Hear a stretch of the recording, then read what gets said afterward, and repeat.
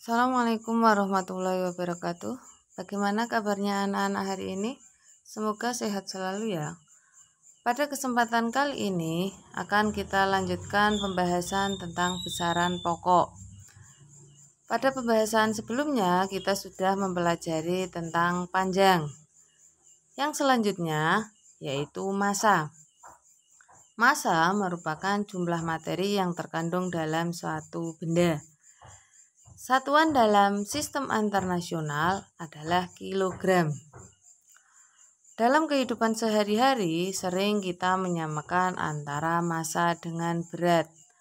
Padahal antara massa dan berat memiliki perbedaan, di mana massa benda itu ditentukan oleh kandungan materi dan tidak mengalami perubahan meskipun kedudukannya berubah. Misalnya, ketika suatu benda ditimbang di bumi memiliki massa 10 kg, ketika dibawa di bulan tetap 10 kg. Sebaliknya, berat sangat bergantung pada kedudukan di mana benda tersebut berada. Jadi, untuk berat suatu benda itu berbeda-beda. Misalnya di bumi itu 10 Newton, maka kalau di bulan itu tidak sama dengan 10 Newton. Yang selanjutnya yaitu alat ukur massa. Massa dapat diukur dengan neraca lengan, seperti dalam gambar yang di atas. Selain neraca lengan, massa diukur dengan timbangan. Gambar yang di bawah yaitu neraca pegas, di mana neraca pegas digunakan untuk mengukur berat benda.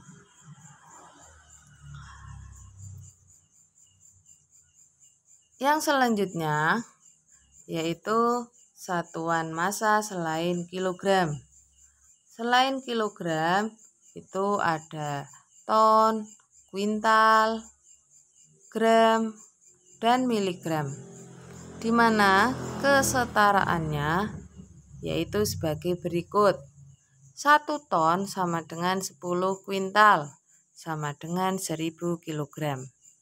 1 kilogram sama dengan 1000 gram. Dan 1 gram sama dengan 1000 miligram.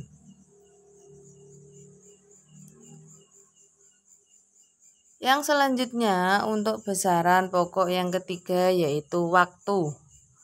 Waktu merupakan selang antara dua kejadian atau dua peristiwa. Dalam satuan internasional, waktu memiliki satuan sekon atau detik.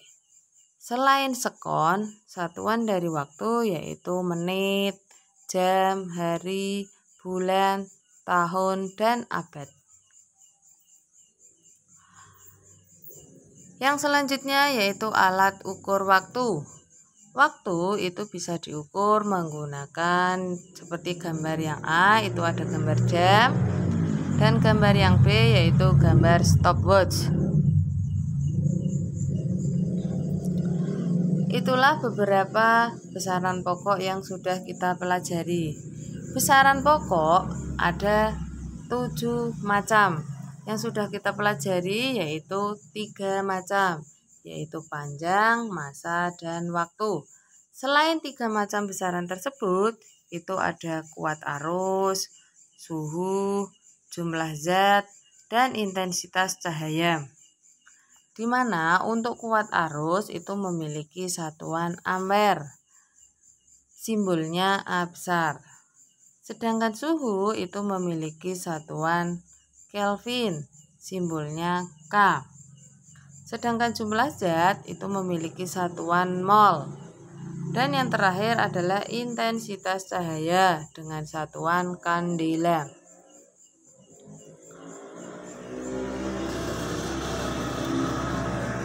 Selain besaran pokok, besaran itu dibagi jadi 2, yaitu besaran pokok dan besaran turunan.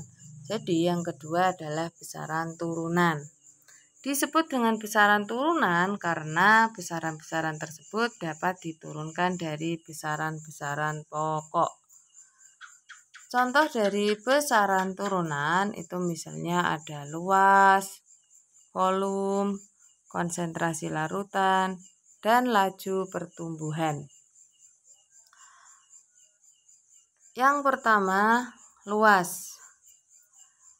Untuk benda yang teratur, misalnya persegi panjang, itu memiliki luas yaitu panjang kali lebar.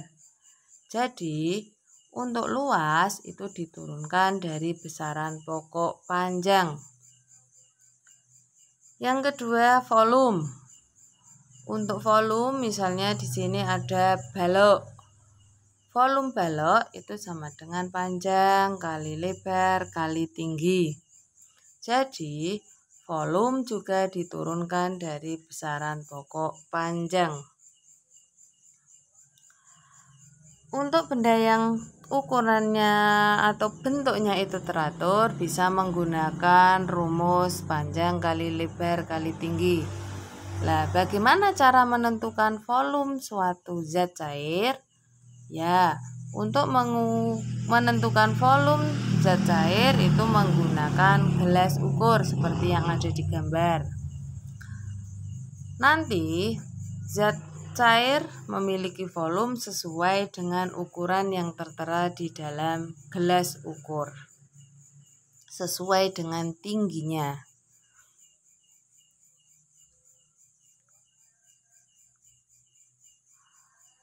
Besaran turunan yang selanjutnya yaitu konsentrasi larutan. Contohnya, ketika kalian membuat larutan gula, memasukkan gula ke dalam air, kemudian kamu cicipi. Jika kurang manis, kamu tambah gula lagi. Makin banyak gula, makin manis. Besaran yang digunakan untuk mengukur banyak gula dan air itu disebut dengan konsentrasi larutan, di mana menggunakan persamaan yaitu massa terlarut dibagi volume pelarut.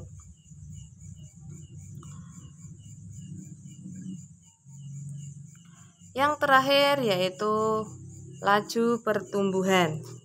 Laju pertumbuhan digunakan untuk menentukan pertumbuhan tanaman, di mana merupakan turunan dari besaran pokok panjang dan waktu. Untuk menentukan laju pertumbuhan tanaman itu menggunakan rumus pertambahan tinggi dibagi selang waktu. Demikian anak-anak pembahasan untuk besaran pokok dan besaran turunan. Sekian dari saya akhiri.